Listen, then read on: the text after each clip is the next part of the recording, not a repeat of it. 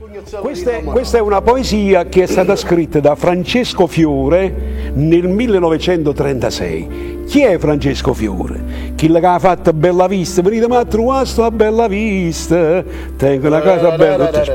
Poi il figlio Renato Fiore che ha fatto Suono a Mareggiare, ma perché Stimmane, eccetera. Si chiama Galandoma. Dice, paziente che mi viene doma, tu dici qualche soldo mi darà. È galandoma. E che so galandoma, o soldo non lo tengo per dorare. Sono ragioniere, 1000 lire al mese con 5 figli piccoli d'età. Quando mi faccio la croce per fare spesa, non sa ci stesso come vorrà mangiare. Mangio, se un anno mast sono criticato. Un figlio ragioniere affaticato.